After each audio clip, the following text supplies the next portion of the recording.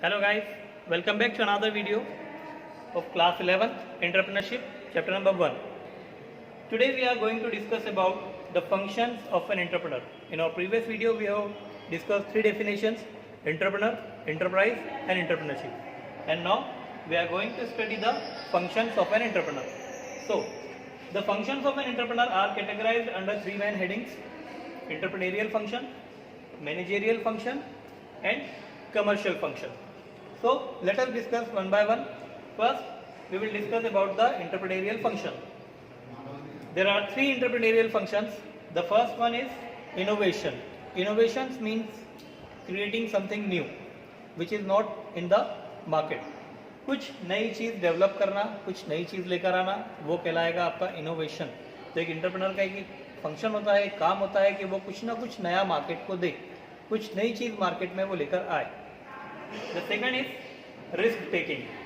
Risk taking means bearing risk for the uncertainties.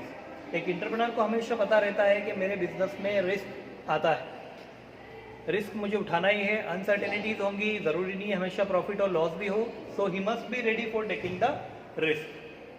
The third is organization building.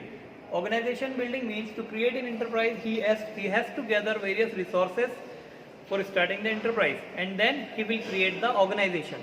So एक entrepreneur का function होता है कि वो सारे रिसोर्सेज को अरेंज करके अपनी एक अच्छी ऑर्गेनाइजेशन को बनाए.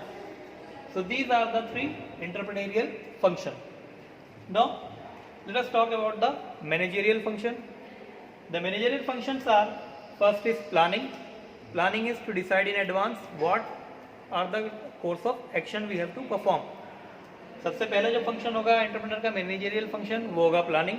प्लानिंग में वो डिसाइड करेगा कि क्या उसको काम करना है, कौन सा काम करना है, कैसे करना है, कब करना है, ये सारी चीज़ें वो डिसाइड करेगा प्लानिंग में.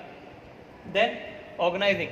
Organising means arranging all the resources, assigning duties and responsibilities, authority relationship, ये सारी चीज़ें असाइन करना होता है ऑर्गेनाइजिंग में. यहाँ पे टास्क को डिवाइड करेगा, ग्रुपिंग करेगा कि अलग अलग सिमिलर टास्क जो है वो एक ग्रुप में, दूसरे टास्क दूसरे ग्रुप में, रिसोर्सेज जो भी ज़रूरी हैं उन रिसोर्सेज को अरेंज करना, फिजिकल रिसोर्सेज को अरेंज करना, ये सारी चीज़ें होंगी ऑर्गेनाइजिंग में.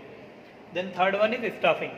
Staffing means recruitment of right person at right job at right time. सही समय पे सही व्यक्ति को सही काम के लिए अपॉइंट करना, वो कहलाएगा स्टाफिंग. क्योंकि कंपनी में काम करने के लिए लोगों की ज़रूरत पड़ती है, तो स्टाफिंग एक इंपॉर्टेंट फंक्शन होता है. The fourth one is directing. Directing means guiding the employees, instructing the employees, motivating the employees to do more work, leading the employee and communicating with them.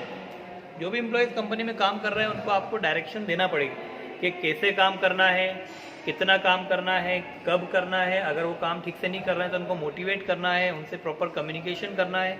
ये सारी चीज़ें आती हैं हमारे पास डायरेक्टिंग के अंदर. Then the last managerial function is controlling. Controlling means comparing the actual performance with the plan performance. जो actual में जो परफॉर्मेंस हुई है उसको जो आपने प्लानिंग की थी उससे कंपेयर करना कि कितना अंतर आ रहा है. मान लो कि स्टार्टिंग में आपने प्लान की थी that the company will produce 100 units per day. Company रोज़ाना 100 यूनिट बनाएगी, but actually he is able to produce only 80 units. लेकिन एक्चुअल में वो सिर्फ 80 यूनिट्स ही प्रोड्यूस कर पा रही है. तो ये अंतर आ गया ना 20 यूनिट का. तो यही कंपेयर करना और फिर ये चेक करना कि ये अंतर क्यों आ रहा है और इसको ठीक करना कि कब ये एक्चुअल में वही चीज़ें बनेंगी, वो कहलाएगी आपकी controlling. So these are the managerial function. And the last one we have is commercial function. Commercial function कौन से होंगे? कमर्शियल फंक्शन के अंदर चार चीज़ें आ रही हैं: production function, marketing function, accounting and finance. In production an entrepreneur has to produce something new. Production function, एक एंटरप्रेन्योर का काम है कुछ नया लेकर आना, तो वो नई चीज़ बनाता है, प्रोड्यूस करता है. मार्केटिंग फंक्शन, अब जो चीज़ उसने बना दी उस चीज़ को उसको मार्केट तक पहुंचाना है, लोगों तक पहुंचाना है, बेचना है, तो उसके लिए उसको कई मार्केटिंग फंक्शन करना पड़ेंगे, एडवर्टाइजमेंट करना पड़ेगा, उसका प्रमोशन करना पड़ेगा, वो आएगा मार्केटिंग के अंदर. अकाउंटिंग, जो भी उसके पास चीज़ें आ रही हैं, जितने ट्रांजैक्शन हो रहे हैं, कितना पैसा लगा रहा है, कितना आ रहा है, ये सारी चीज़ें एक सिस्टमेटिक तरीके से रिकॉर्ड करना, वो कहलाएगा अकाउंटिंग. ये भी उसका एक फंक्शन होता है. और लास्ट फाइनेंस. फाइनेंस के अंदर होगा कि कहाँ से पैसा आएगा, the main thing. To start a business, the entrepreneur needs money. So from where the money will come? कहाँ से वो पैसा आने वाला है? From bank, from friend, from relative और from personal saving. कहाँ से वो पैसा आने वाला है? ये सारी चीज़ें आएंगी फाइनेंस में. So these are the various functions of functions of an entrepreneur which an entrepreneur has to perform.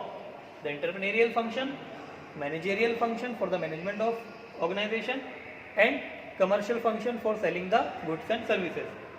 So these are the topics for today. Thank you. Have a nice day.